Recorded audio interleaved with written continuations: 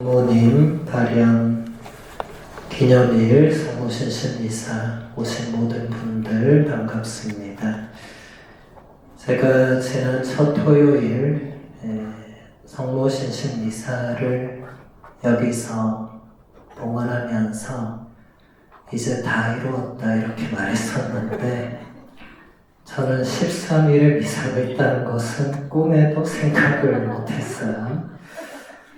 예전에 한번 얼핏 13일에 미사 들은 것 같기는 한데 한 번도 저한테 그 미사를 이렇게 와달라고 초대 받은 적이 없기 때문에 잊어버리고 있었는데 오늘 이렇게 오면서 또 제가 아까 여기서 두 신미사도 여기서 했거든요. 제가 지금 동해 번쩍 서해 번쩍 홍길동의 후예로 살고 있습니다. 동암과 센터를 오가고 있는데 그러니까 자연스럽게 작년 파티마 성지 순례가 많이 떠올라요. 왜냐하면 이게 제 뜻대로 이렇게 되는 게 아니거든요.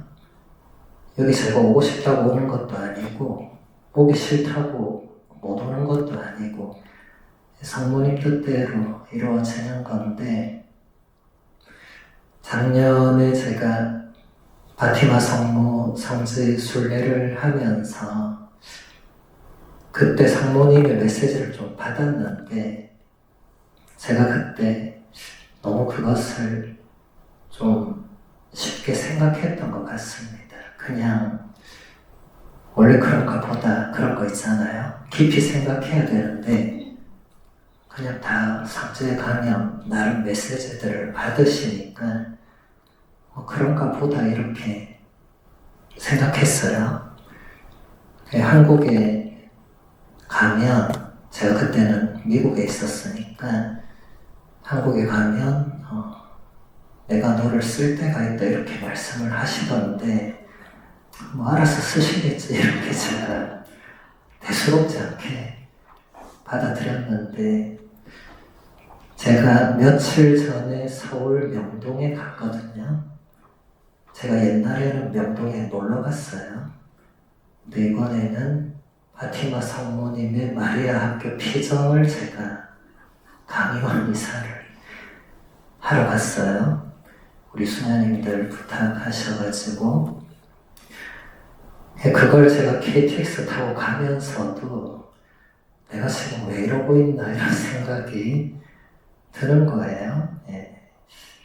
그러면서 또 파티마 성모님 메시지를 생각하고 그때 이렇게 그 성모님 성지를 제가 4박 5일 동안 이렇게 순례를 하면서 그 메시지들이 조금 더 귀를 기울였어야 되었구나.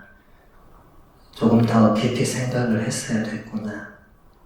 그런 생각을 요즘 많이 합니다.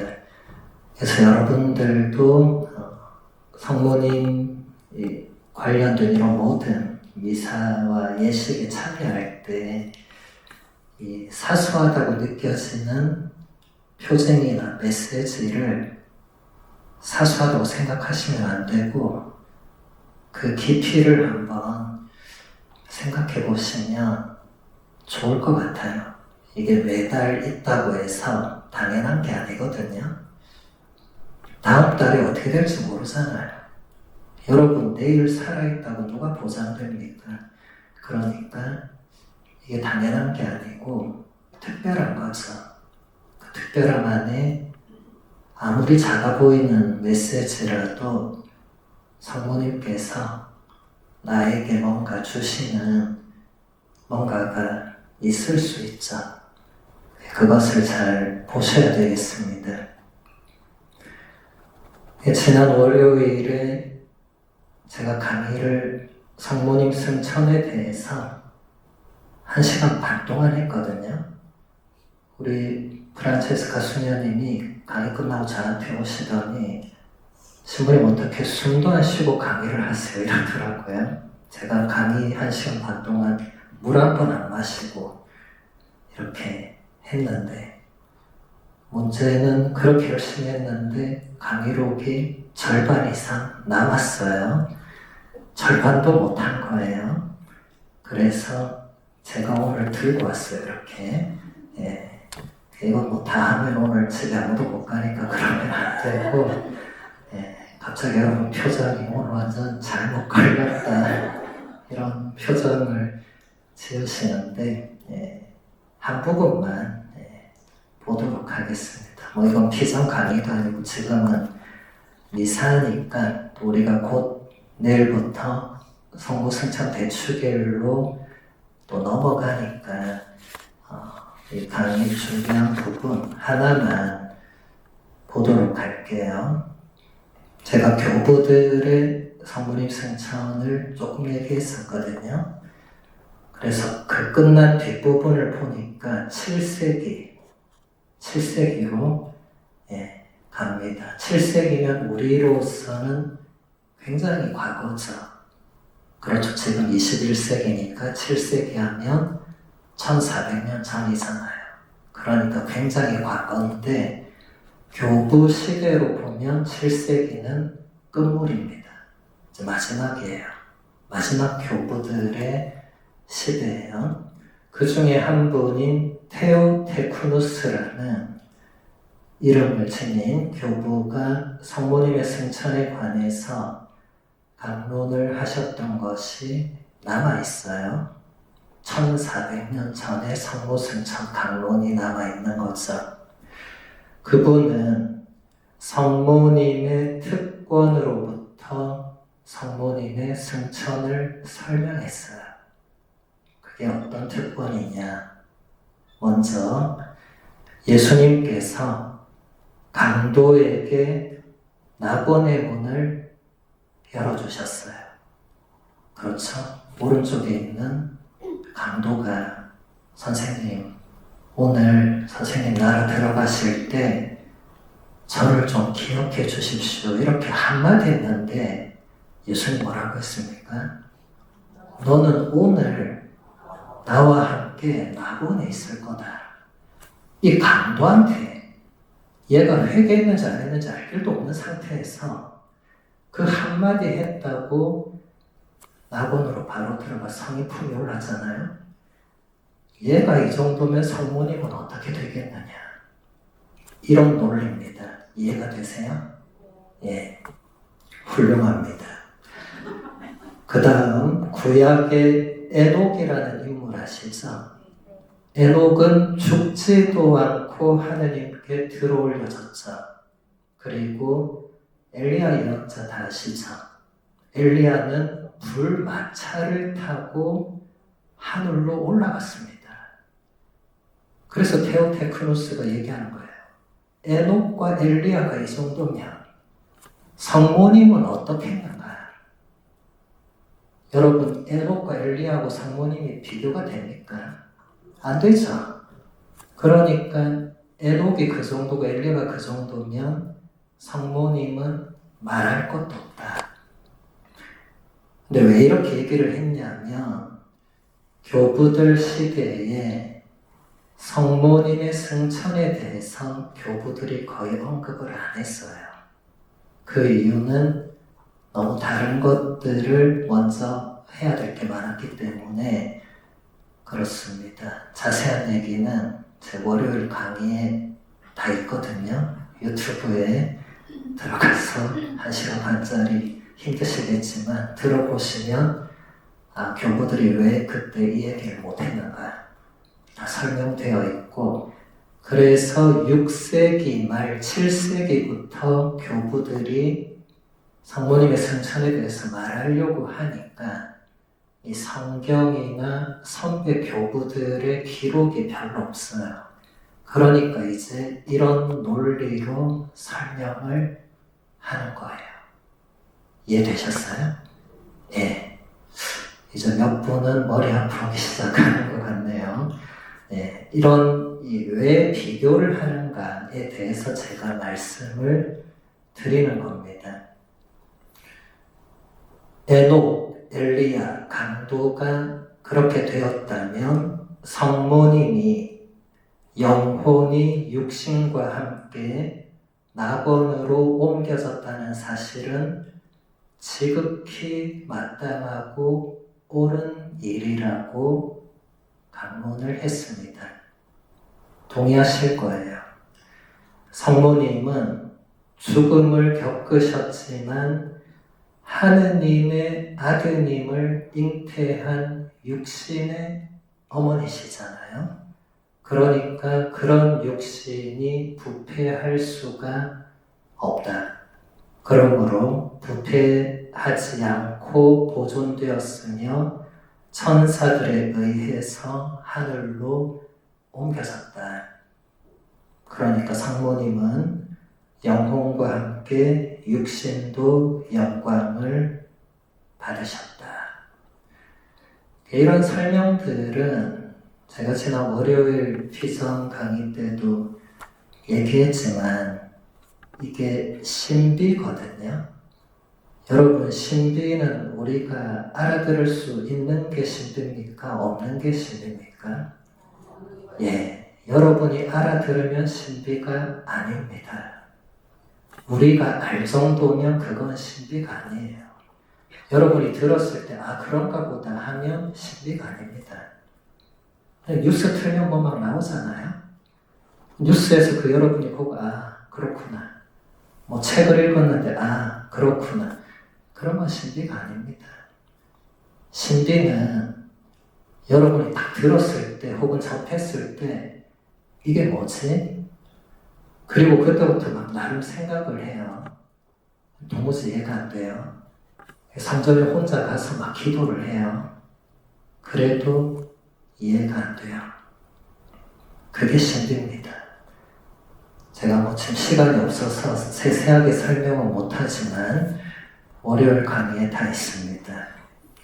그래서 콘스탄티노플의 제르마노라는 성인 교부, 이제 8세기거든요. 이분이 733년에 하늘나라로 가셨으니까 이제 8세기인데 그분이 이런 말씀을 하셨습니다. 성모님의 동정이신 육신은 온전히 거룩하며 온전히 순결하고 온전히 하느님의 거처이십니다. 그러므로 성모님의 육신은 먼지 속에서 사라져버리는 죽음으로부터 자유롭습니다. 인간적 육신으로서 성모님의 육신은 불멸의 삶의 최고 단계로 변화했습니다. 자, 이것도 보면은 성모님은 평생 동정이시죠, 그렇죠? 그러니까 성모님의 육신은 우리와 같은 육신일지라도 같지 않습니다. 이게 신비예요. 지금 말로 하니까 말이 안 되잖아요. 그죠? 이런 걸 어불성설이라고 해요. 제가 금방 우리하고 똑같은 육신이라고 해놓고 우리하고 똑같지 않다고 하니까 말이 안 맞잖아요. 그죠? 모순도 있죠. 그게 신비입니다. 신비는 인간의 언어로 그걸 다 설명해낼 수가 없고 모순이 드러날수록 신비라는 게 드러납니다. 오늘 여러분 머리 아프신 분들은 집에 가셔서 제가 했던 말들을 그냥 조금 생각해보면 약간 이해는 되실 거예요. 뭐 100%는 좀. 신비는 저도 이해 다 못하는 거거든요. 그래서 하나만 더 보면 같은 시대에 다마스쿠스의 요한 성인, 이분도 8세기, 이분이 750년경에 하늘 품으로 가신 분입니다. 이제 거의 마지막 교부라고 불리죠. 이분이 이렇게 얘기합니다. 하느님의 말씀을 마음속에 품은 여인이 당신 아드님이 계시는 곳에 받아들여지는 것은 당연한 일입니다. 그리고 어머니께서 당신 아드님 나라에 머무시는 것도 당연한 일입니다. 당신의 아드님을 낳으실 때 동정이 파괴되지 않고 보존된 어머님은 죽음의 직면에서도 육신이 부패되지 않는 것은 당연한 일입니다. 계속 같은 맥락이죠, 그죠? 이런 것을 제가 왜 얘기했느냐? 이제 이런 교부들의 이 말씀을 근거로 1950년에 11월 1일 모든 성인 대축일에 B52세 교황님이 이 성모님의 그 성천 교리를 반포하시거든요. 물론 1950년이니까 상당히 늦었다고 할 수 있지만 되게 늦었다기보다는 그때가 된 거예요. 왜냐하면 성모님의 신비는 교회가 그렇게 선포하기 전에도 이미 신자들은 다 그렇게 믿고 있었어요. 8세기, 7세기 이런 강론들을 했다는 것은 이미 신자들은 그때부터 그렇게 믿고 있었고, 그게 1400년을 이어서 오면서 이제 교황님이 그것을 선언하신 거죠. 믿을 교리로 선언을 하신 거죠. 뭐 놀라운 일은 아니지만은 그래도 때가 되었다는. 사실 파티마 성모님 발현보다 성모성천 교의 선언은 훨씬 늦게 이루어지거든요. 그런데 사실 이 교의 선포에 파티마 성모님 발현이 상당한 영향을 줍니다. 성모님이 나타나셔서 뭔가를 자꾸 메시지를 주시고 실제로 기적들이 일어나고 하면서 그게 다시 이 교회의 선포에 그 힘을 주는 거죠. 이제는 선포가 되어도 마땅하다. 그런 감각적인 그런 게 형성이 되는 거죠. 그래서 여러분들 표정 보니까 다음엔 다음 달에 아무도 안 오실 것 같아서 오늘은 이만 여기서 마무리하고, 궁금하신 분들은 제 월요일 강의, 제 유튜브 가면 제가 성모 성천 교의 이렇게 해놨거든요. 그걸 들으시면 잠이 잘 오실 수 있습니다. 그러면 모두 일어나셔서